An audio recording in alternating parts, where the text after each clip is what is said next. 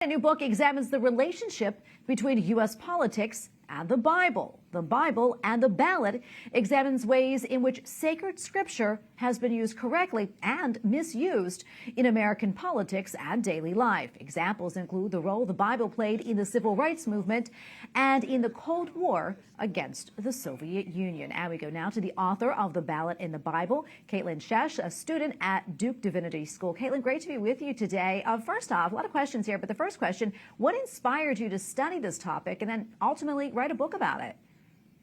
Yeah, thank you so much for having me. So I've spent the last few years working primarily with Christian churches and schools talking about faith and public life. And easily the number one question that I got were different Bible passages that people had questions about. And then the number two question was, how do I have a conversation with my aunt at the Thanksgiving table or the person that sits next to me in church? And so I wanted to spend some time looking at the history of particularly American interpretation of Scripture to hopefully give us some examples that we could dialogue with people who disagree with us about in a context that's not as heated as the immediate political questions of our moment. I thought that that history might help us have some tangible examples to talk about that could help us interpret Scripture better in our current political context as well. And so what did you find out when you were researching for the book? Probably the most surprising thing that I found is that we have had the same habits many times over in American history. We have a lot of the same kind of practices. We tend to use Scripture more often to justify the political positions that we already hold, and we tend to use it as kind of a weapon against those that disagree with us. There have been, sermons and letters that I read, 100 or 150 years ago that use pretty similar tactics that we hear today. Things like, well, our church is just preaching the gospel, but that church over there is preaching politics. And what that taught me is that it's really challenging for us to overcome the biases we have politically. And yet it also taught me that biblical language is incredibly powerful. There's a reason that politicians and pastors have so consistently gone to it. It does speak to our common life together in powerful ways. The language and images have sparked a lot of politics, both positive and negative. And so I think one of the things that we learn is that when we go back and find interpretations that provoke or challenge us, that should lead us to examination of the ways in which the biases of our current moment shape our interpretation as well, and look to voices in the past that spoke against the dominant perspectives of their particular community to see what was different. How were they able to see beyond the kind of pressures of the moment they were in? Yeah, it's so interesting. Kaitlyn, can you give us maybe some examples of the ways in which the Bible has been used maybe effectively and correctly in politics?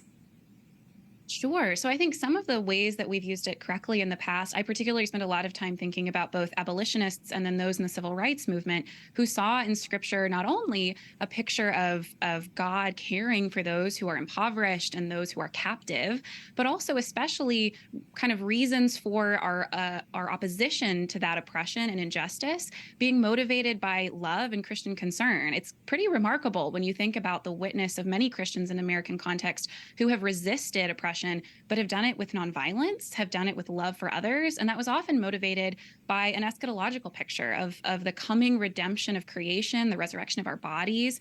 And so they found, motivation for their political work, not only in stories of people pressing back against unjust systems in Scripture, against unjust kings in the Old Testament and unjust systems in the New Testament, but also then found that this picture of redemption at the end of the biblical story was a motivation for them to say some political options are off the table for us. We will seek justice with everything we have in this life, but we know that ultimately God will vindicate and redeem our efforts. And so we won't respond with violence. We won't use unjust means to seek justice. And I think that's a challenging word for us today. We are almost out of time, a little less than a minute left, but I'm curious, looking ahead to the 2024 campaign, have you noticed any candidates who are already turning to Bible passages in their campaigns? And can you give us examples of that?